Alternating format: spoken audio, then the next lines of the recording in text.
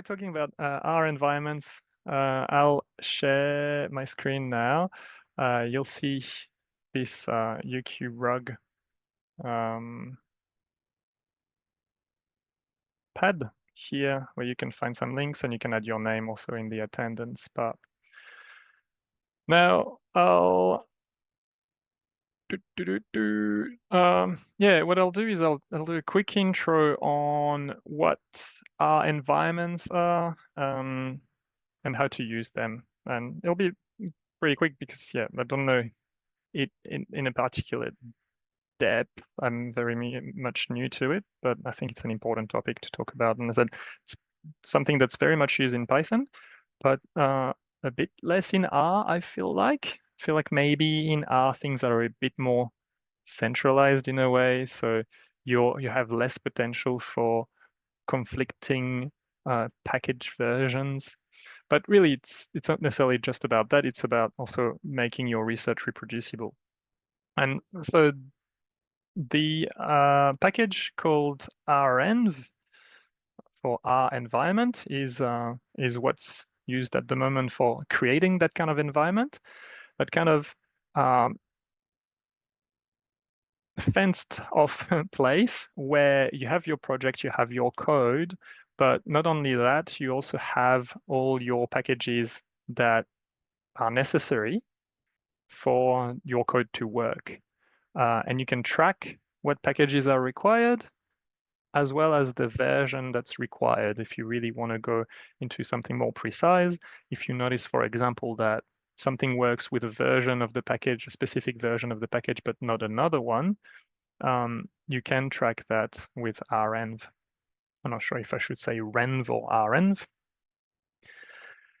So this package is nicely integrated into RStudio. So the first thing I'll show you is how you can use it straight away as soon as you create a project in RStudio. What I'll do is bring up RStudio here. And I'm not in a project currently. You can see at the top right here, it says project none. Using renv is very much linked to using projects. So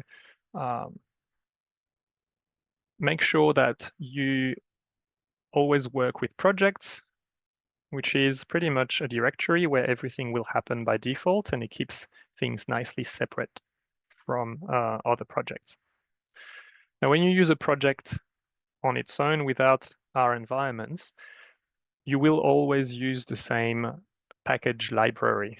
Your list of packages here, this is what I've got currently on my computer, stuff that I've installed with install.packages that I've used before. It's all in the same spot on my computer, and I can install more here. So this is my default package library. But if I want to start using an R environment and start sharing exactly that list of packages that my project requires to work, to make my work more reproducible when I share it with others, I can go to the project menu and create a new project. We'll create an example of that. If you want to do the same, feel free to do the same. And this time I'll create a new directory. Let's say I start with something brand new. I know I'm gonna build up my project from nothing here. The project type is a simple new project. And I'll give it a name here, today's date, and use a renv example, for example.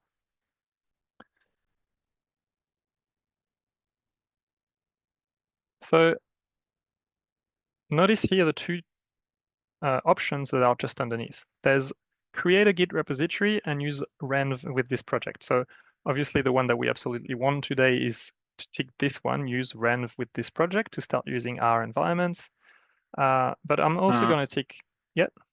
Is there something you need to do to create a Git repository as a tick? Because I've only got the use renv with this project. Okay. All right. Well, for now, you feel free to only use renv. It might be that you don't have Git installed on your computer, or that the installation wasn't detected by RStudio. If you've got it installed, it should be automatically detected and give you the option. Another possibility is that your RStudio version is old, but you can check in the in the help menu and then about RStudio, you can see what's the date or if there's an update available. But I don't suspect that's it. Maybe if you haven't used Git before, it might be that you just don't have Git installed. If you are on Windows though, if you want to make sure that you've got Git available, you can go to Git for Windows, for example. There's a website called Git for Windows. You can install it through here. I'll share the link. Cool. So back in RStudio, I'm going to tick both create a Git repository for tracking changes in my repository and potentially share it with others, but especially use renv with this project, and click on create project. And you'll see a little bit of blurb here, but it will quickly switch to that new project, and we'll have a closer look at that later on. But one difference with when you don't use renv, you'll see this extra line at the end of your intro when you start. It says project blah blah blah blah blah loaded, and then the version of renv that's currently installed. So it knows that this is tracked by a renv, that the packages that are used are tracked by renv. And you can see in your file that there's a few more things as well. There's a whole directory called renv, as well as a file called renv.lock. Renv.lock is the file that will track what is needed in your project. If I open that file, it's a plain text file that tells me mainly two things currently. What is the R version? I'm using R 4.4.2. And what are the packages that are needed? And currently there's only one called renv, because you need renv to manage those environments. But I haven't written any code, so I'm not using any extra package currently. What we can do now is create a new file. And, oh well, before we do that, actually, I'll show you what happens if you look at packages. Inside packages, you'll see that it's a lot more bare than it was when we looked at packages before. There's pretty much nothing apart from the base R packages that are installed automatically with R. So it's not using your default computer's library of packages or collection of packages. It's got a brand new separate library. If I look at my files and if I go inside renv, there's a directory called library. And this is where the packages will be stored as soon as I start installing them. Let's create a new file. I'm going to create a new R script and call it process.r. And here what I'll do is a very short script where I want to load the package that gives access to the penguins dataset. And that's with the package called Palmer Penguins. Palmer Penguins. But if I execute this, I'll get an error. It says there is no package called Palmer Penguins. That's because we haven't installed anything in our environment. So it's not available. If I go to packages and install, I can search for Palmer Penguins. It will get it from CRAN. Goes through installing it. But it's a little bit different to when you install a package in your default package library. It says here, the following packages will be installed. It tells you where it's going to go. You can see that it goes into your project directory and then into renv library. So it's not going to install it for the whole computer. It's going to install it just here in your library for this project, for this environment. It asks you, do you want to proceed? I'm going to say yes. It's a pretty small package, so it's going to be pretty, oh, it's actually already finished. And then I'm able to run this command. It loads the package. Then I can look at the names or the column names using names penguins. I see that I've got data about species, bill length, flipper length, and I'm going to plot flipper length versus bill length. There, I'm going to use this plot function, penguins $, bill length, comma, penguins $, flipper length. Let's have a look at it. There's my plot. Super. Now, we have installed the package, but if we look at our renv.log file, it's still looking like it's only requiring renv. It's not tracking yet other package. So at any stage, a little bit like Git, you can use the command renv status, or the command status, the function status from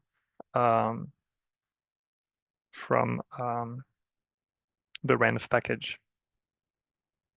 It says that no issues found, the project is in a consistent state. But we know that we've got an extra package that we're using currently in our script, and that is not currently tracked. So if we want to make sure that the environment knows we're using this, what we want to use is renv snapshot. Renv snapshot. Oh, actually, am I using it right? Library Palmer penguins. Name process. Just checking that we're in the right spot.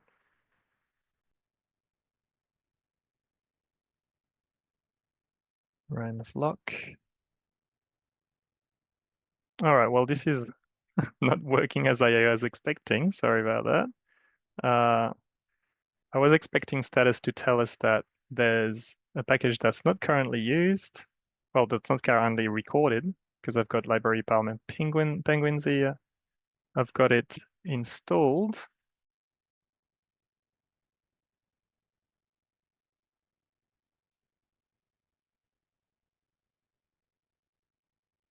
Okay, interesting.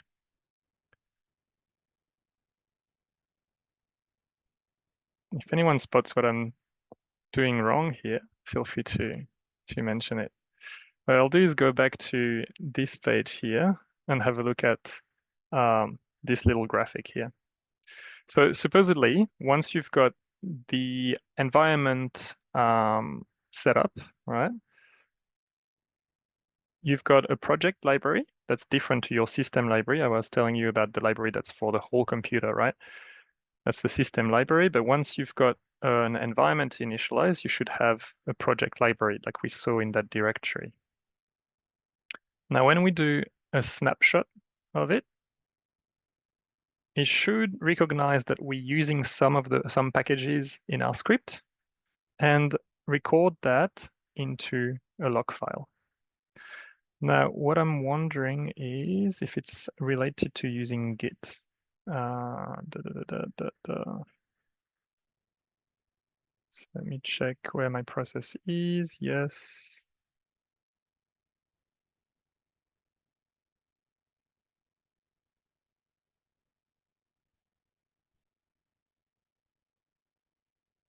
So the script is at the top of the directory.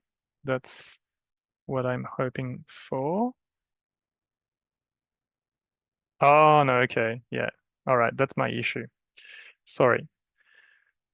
I think that's the issue. Notice that here I'm inside the renv directory. I shouldn't create any script in there. So what I'm going to do is move that. That's my bad. I'm going to move that back to the top of my project directory. Let's have a look if this changes things.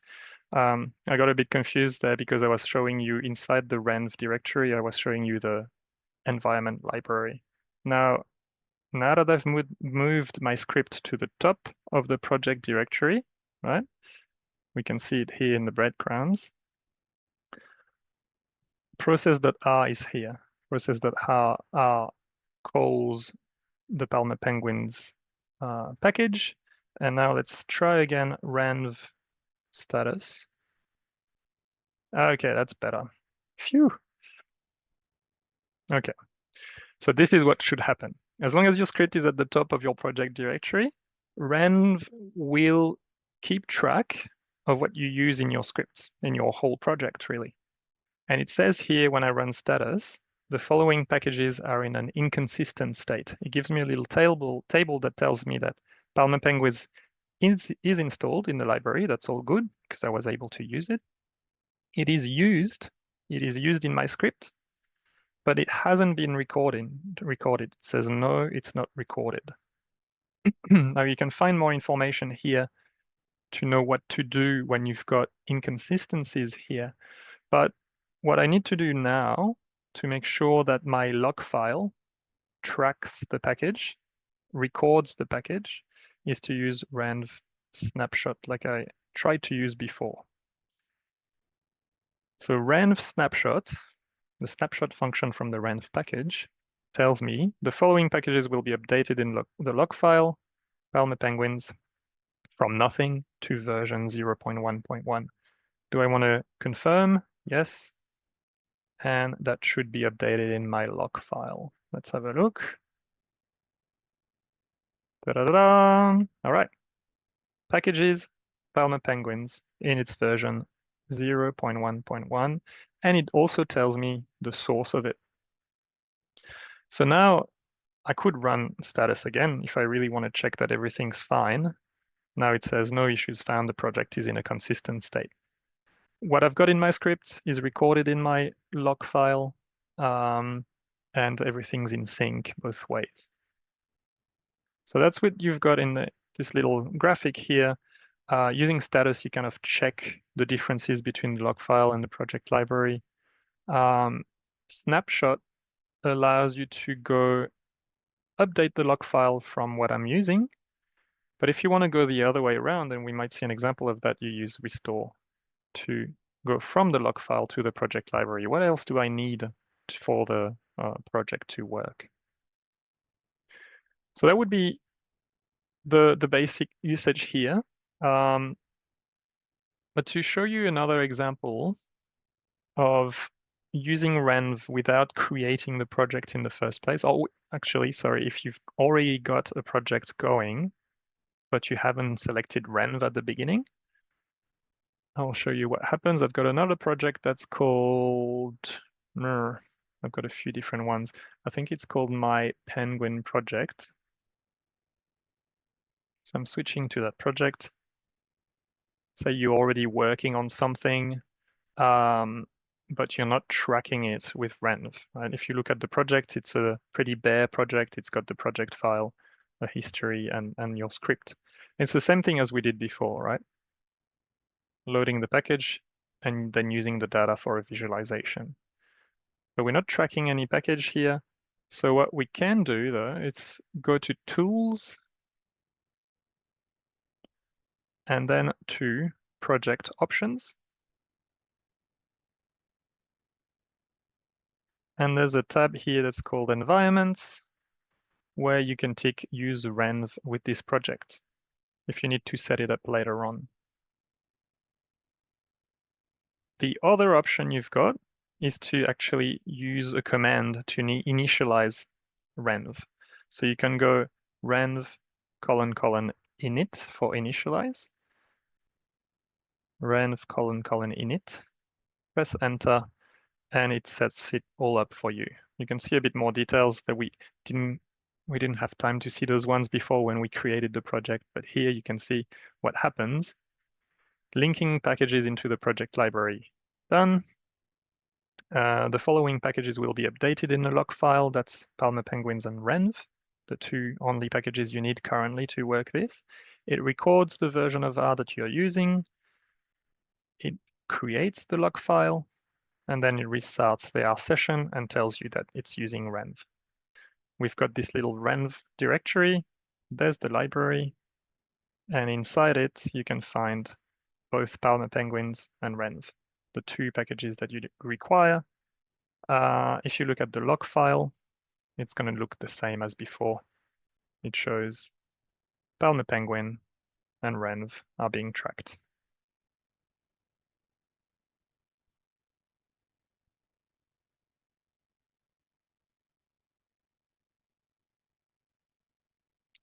Oh yeah, okay.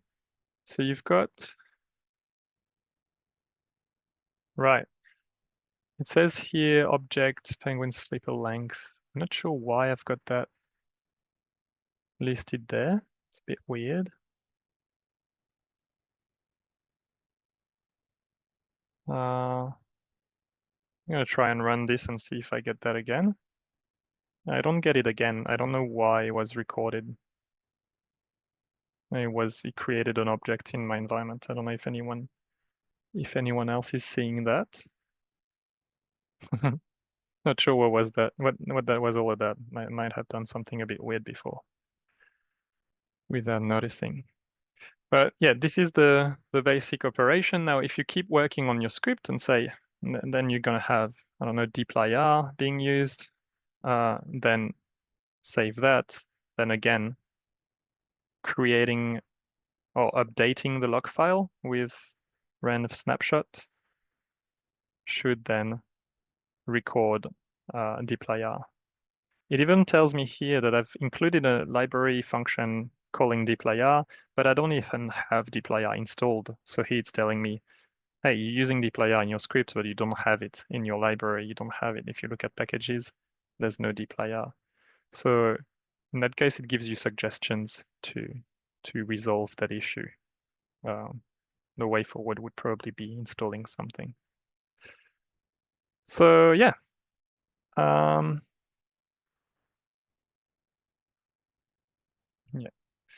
So that would be the basics of it.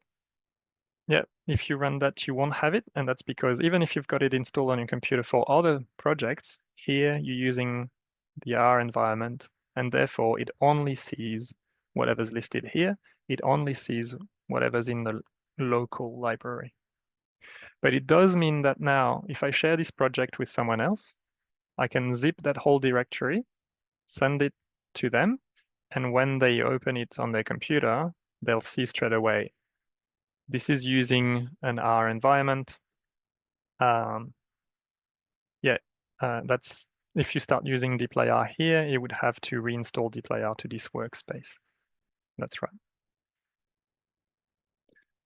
And yeah, you can then share that with someone. What they would have to do then is to use the restore function to get the same environment. So as an example, if you want to test that out yourself and you've got Git already installed, you could try cloning an example project.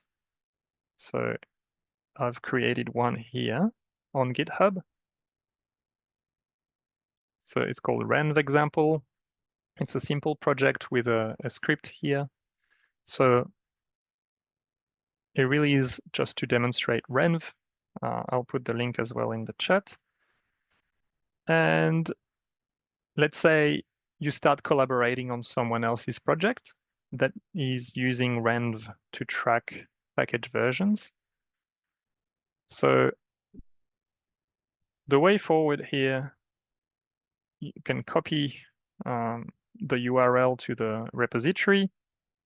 Maybe I'm working in this directory. I want to clone with git clone, and then the URL to the repository. Now I've got a copy of that. It's stored inside renv example. I might close RStudio here and show you what it looks like. So this is exactly the copy of the project here from GitHub. I've cloned the repository. I've got my local copy of all these files here. And there's the renv lock, renv.lock. If I open the project, in my case, on Linux, on Ubuntu, I can right-click somewhere, Jade, to answer your question, and open in terminal. That's really useful to quickly get a command line interface in the right spot. That's how I usually do it. Now, depending on your setup, for example, if you install Git for Windows, what you can do is you should be able to, once you've got it installed, you should be able to also right-click and find open in git bash to get an equivalent terminal. But that's when you've got it, git bash installed. It is possible that, or git for Windows installed. It's possible that also you are able to do that for PowerShell. I'm not sure if other people know on Windows, if you can right-click and open a specific directory in PowerShell. I don't know. Or in the default Windows command line. Now, in this project from someone else that I just cloned, I opened the R project, and see here you can see that our Studio knows that you're using renv. It says here, bootstrapping renv, downloading renv, installing renv,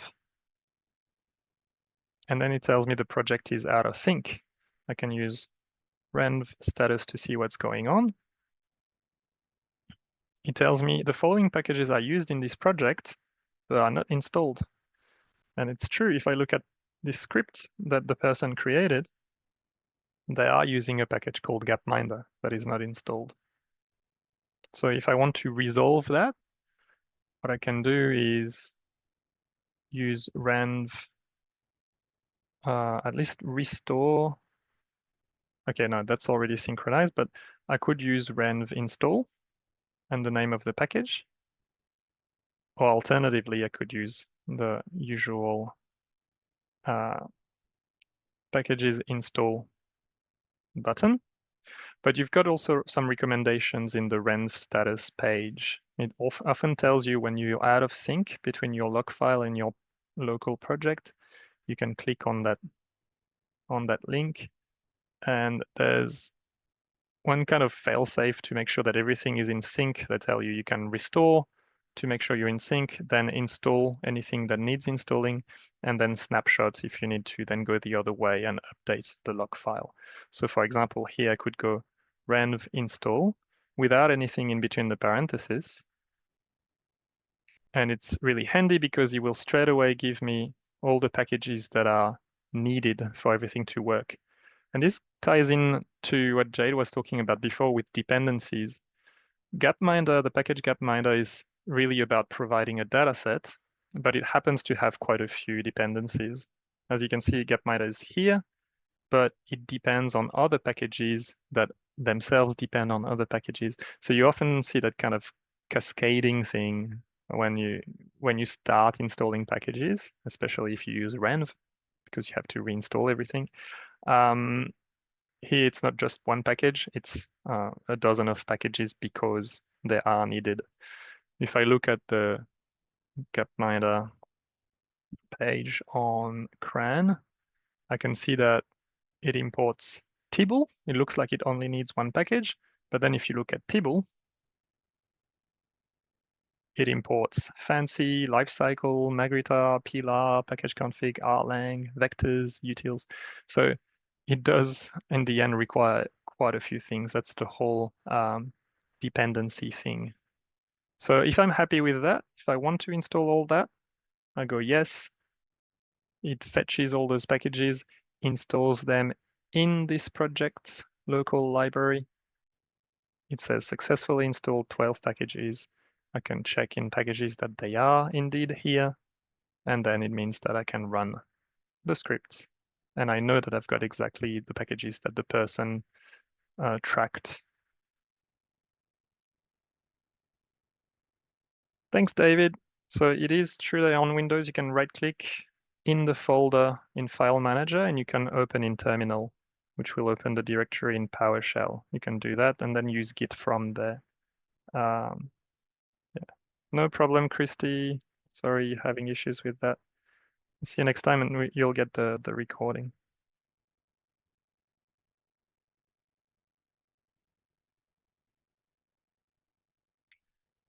About the default editor, Jade, what you saw about default editor, that's a good question.